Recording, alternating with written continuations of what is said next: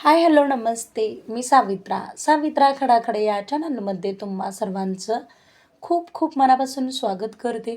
I hope की तुम्ही सर्वजण मस्त आणि मजेत असाल.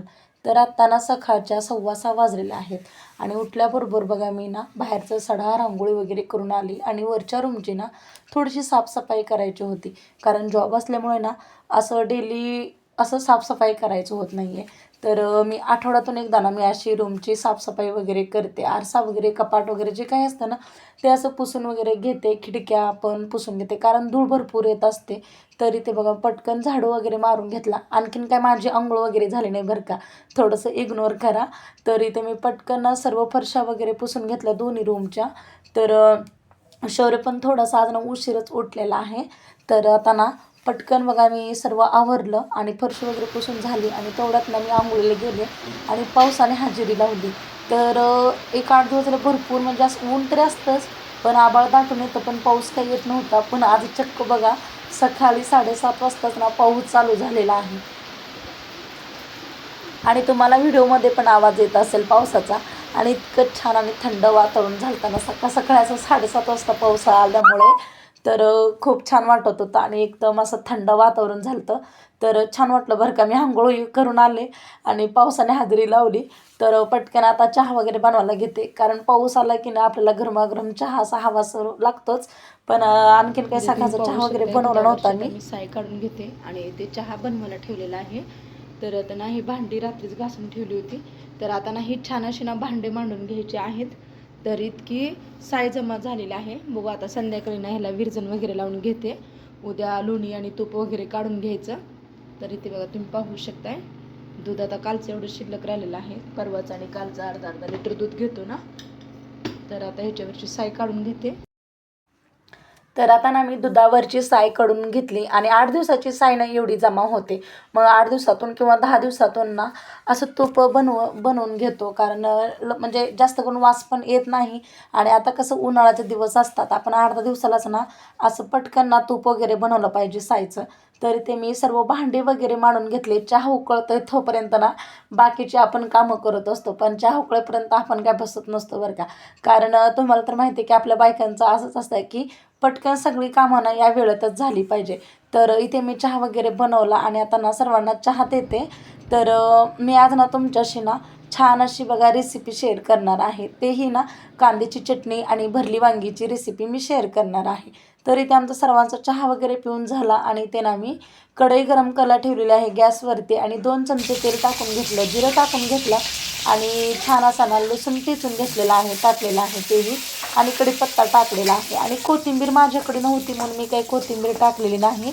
तर छान असा ना हा मसाला परतून घ्यायचा, लसूण आणि कढीपत्ता वगैरे. आणि नंतर इथे ना मी कांदा पण इथे ना मी ॲड केला आणि कांदा थोडासा सोनेरी रंग येईपर्यंत ना परतून घ्यायचा आहे तेलामध्ये. तर खूप छान असा ना हा आपला कांद्याची चटणी म्हणू शकता. तर खूप छान लागते बरं का. तर मस्त असं ना मी तेलामध्ये ना हा कांदा भाजून घेतला आणि भाकरीसोबत आणि गरमागरम चपातीसोबत ना ही कांद्याची चटणी खूप भारी लागते. आणि पारंपरिक पद्धतीने आणि आधीच्या काळी बघा आजी वगैरे ना भाजीला काही नसलं ना ही अशी कांद्याची चटणी बनवत असे. तर इथे ना मी चवीपुरतं मीठ टाकलं आणि कांदा थोडासा गोड लागतो म्हणून आपण काय करायचं, थोडंसं ही भाजी ना तिखट बनवायची आहे. तर इथे मी तिखट टाकलेलं आहे आणि नंतर ना आपला घरगुती काळा मसाला वापरलेला आहे. थोडंसं मी जास्तच टाकते कारण चव सगळी ना हे कांद्याची थोडीशी गोडसर लागते म्हणून आपण थोडंसं जास्त तिखट वापरलं ना खूप छान आणि भन्नाट लागते बरं का ही कांद्याची चटणी. तर याच्यामध्ये ना मी 2-3 चमचे मी शेंगदाण्याचा कूट ॲड केलेला आहे. थोडंसं कोरडं वाटत आहे म्हणून मी थोडासा ना पाण्याचा हापका मारून घेतलेला आहे. तर आणखीन एक 2 मिनटं ना मी शिजू दिलं आणि ते तुम्ही पाहू शकताय. तर खूप छान या कांद्याच्या चटणीला तेल सुटलेलं आहे आणि आपली इथे ना कांद्याची चटणी तयार झालेली आहे. आणि कोणाकोणाला अशी कांद्याची चटणी खायला आवडते गरमागरम भाकरीसोबत नक्कीच कमेंट बॉक्समध्ये सांगा. तर इथे आमच्या नणंदबाईनं आहे ते कणिक मळायला घेतलं आहे तोपर्यंत इथे माझ्या भाज्या होईपर्यंत. तर इथे ना मी आंबे वगैरे तोडून आणले होते तर पिकवण्यासाठी. तर इथे ना मी आता भरली वांगी पण बनवते. तर त्यांनी कणिक मळून घेईपर्यंत ना इकडे माझे 2-3 भाज्या पण झाल्या आणि इथे ना मी कुकरला भात पण लावलेला आहे. तर इथे मी 2 चमचे तेल टाकून घेतलं आणि छान असं ना तेल गरम झाल्यानंतर थोडीशी जिरं मोहरी टाकून घ्यायची आणि लसूण आणि कोथिंबीरची पेस्ट घातलेली आहे. तर मी कित्येकदा ना याच्या आधी पण ना तुमच्याशी भरली वांगीची रेसिपी शेअर केलेली आहे. तर इथे बघा मी टोमॅटो पण टाकलेली आहे. तर आता टोमॅटो मऊ होण्यासाठी ना आपल्याला चवीपुरतं मीठ टाकावं लागेल. तर खूप छान म्हणजे भरली वांगी होतं. तर मी थोडंसं रसबशीत असं ही आमटी बनवणार आहे, भरली वांग्याची आमटी. तर दुसऱ्या शेगडीवरती मी पाणी गरम करायला ठेवलेलं आहे आणि ते काश्मीरी तिखट टाकलं आणि आपला घरगुती काळा मसाला पण वापरते मी. तर त्याच्यामुळे ना खूप छान म्हणजे कलर येतो थोडासा भाजीला. तर इथे ना मी सर्व वांगे भरून घेतले होते. शेंगदाण्याचा कूट वगैरे टाकून त्याच्यामध्ये जिरं आणि चवीपुरतं मीठ आणि तिखट टाकून मी वांगी भरून घेतली होती.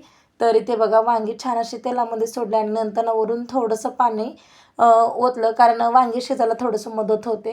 तर इथे तुम्ही पाहू शकताय मी आता ना थोडंसं म्हणजे दाटसर वाटते म्हणून मी आणखीन थोडंसं पाणी ॲड केलेलं आहे. तर इथे कारण तुम्ही पाहू शकता छान अशी ना भरली वांगी आपली शिजलेली आहे. रट रट असा याचा ना आवाज येतो खूप छान असा ना. मी ते रसबशीत अशी भरली वांगी बनवलेली आहे, सर्वांना आवडणारी ही भरली वांगी. तर इथे तुम्ही पाहू शकताय खूप छान अशी ना तर्री आणि दाटसर बनलेली आहे. तर इथे मी दुसऱ्या शेगडीवरती ना आपला भात पण ऑलमोस्ट आता तयार झालेला आहे.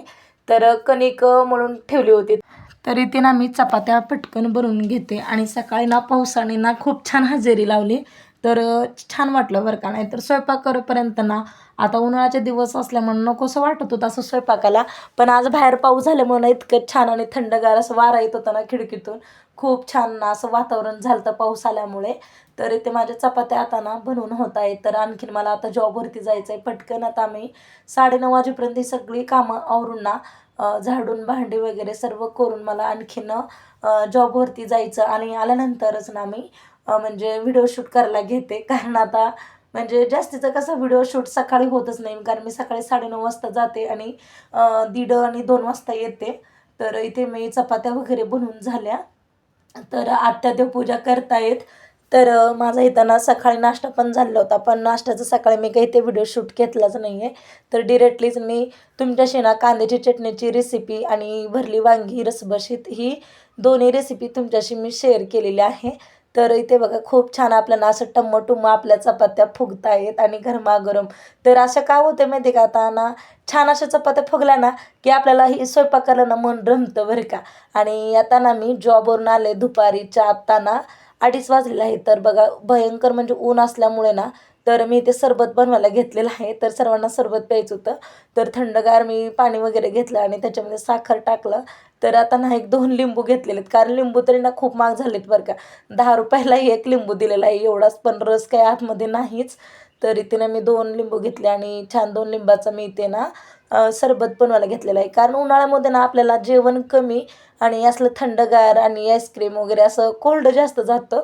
तर इथे बघा मी छान त्यांना सरबत बनवून घेतलेलं आहे. तर चला मस्त असं ना थोडीशी वेलची पावडर टाकून घेते याच्यामध्ये आणि थोडंसं ना असं मी किंचित आपण मीठ टाकायचं. मिठामुळे ना खूप छान सरबताला टेस्ट येते बरं का. तर थोडंसं जाडसर साखर असल्यामुळे ना, मोठी साखर असल्यामुळे म्हणजे लवकर विरघळत नव्हती पाण्यामध्ये. तर इथे मी वेलची पावडर घेतलेली आहे. तर वेलची पावडरमुळे ना खूप छान टेस्ट येते बरं का या सरबताला, खूप छान. तर आता चला सर्वांना मी ते ग्लासमध्ये देते आणि आम्ही आता सर्वजण ना सरबत वगैरे पिऊन घेतो. तर तुम्हाला आजचा माझा व्हिडिओ ना कसा वाटला नक्कीच कमेंट बॉक्समध्ये सांगा. आणि तुम्हाला जर माझा थोडा जरी व्हिडिओ आवडला तर एक लाईक करा आणि जास्तीत जास्त लोकांपर्यंत शेअर करा आणि सबस्क्राईब करायला अजिबात विसरू नका. पुन्हा भेटूया अशाच नवीन नवीन छान छान व्हिडिओमध्ये. तोपर्यंत बाय.